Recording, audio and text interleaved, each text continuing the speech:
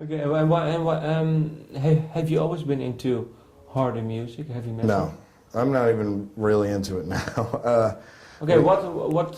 What am I listening to? Yeah. Oh Jesus. To be honest, just punk rock stuff. The Descendants are my favorite band of all time. The Misfits, Simon and Garfunkel, the Smiths, that kind of thing. Just really sort of mellower stuff. Like I don't, especially when we're writing and stuff. Like I don't listen to any metal. Like I think the metal bands that I'm into are pretty much who everybody's into. Like Pantera, Slayer, Metallica, that kind of thing. So, but I'm around it so much that I don't really care to listen to it when I'm not performing or at a show. So. And what is for you? What triggered you to become a musician yourself? Was there one song or one gig you saw, or? Like I said, the Misfits are my favorite band. I got the Walk Among Us album when I was like probably 13, and I was just like, holy crap, I want to do that. Like just. Why? Why? Can you maybe why? I think. I don't know. I just kind of saw myself doing it. Like I would think, how great would it be to play in front of people and have people listening to your records or even put out a record. So it's sort of like, I don't know, just like from about that point on, I just always wanted to, I didn't care about school or anything. I just kind of my focus was always on just making something out of myself in the music industry. So.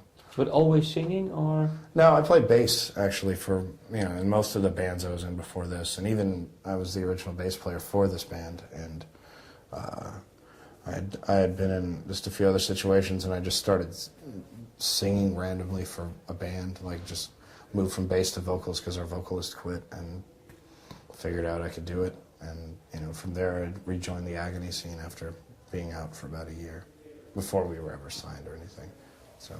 So it wasn't strange enough for you from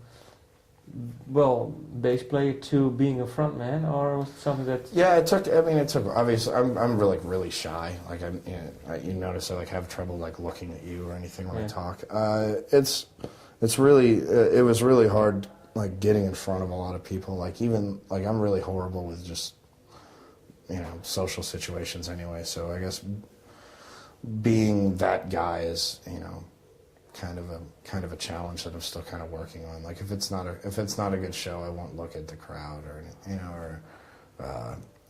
say too much. Like I get really shy. So it's tough. But I mean and some nights when we're on, I just kind of become like this different person. But do you see that it grows on you, or? Yeah, I mean definitely. I mean I have my onstage banter down, and I kind of. I've figured out that I'm, not horrible at it, so it gives me a little bit more confidence, especially when, the other bands that we're out with are, definitely giving us encouragement, encouraging words about our show. So, when I feel like people are getting it, I feel a lot more comfortable doing it. Do you have one really good example? You say, well, that's a really good frontman? The obvious ones. We just toured with Danzig. Okay, Glenn Danzig. Yeah. Obviously, he's like a legend. He's fucking great. And I think Randy from Lamb of God, just watching him every night is definitely makes me want to work harder at what I'm doing. Des from Devil Drivers, obviously been in it forever. He's good at what he does. Phil and Samo, you can't touch him. I think those people, as far as this kind of thing, there's people that I enjoy that aren't in metal bands. Like Mike Ness from Social Distortion is one of my favorite, frontmen of all time, and obviously Danzig. So. Okay, and then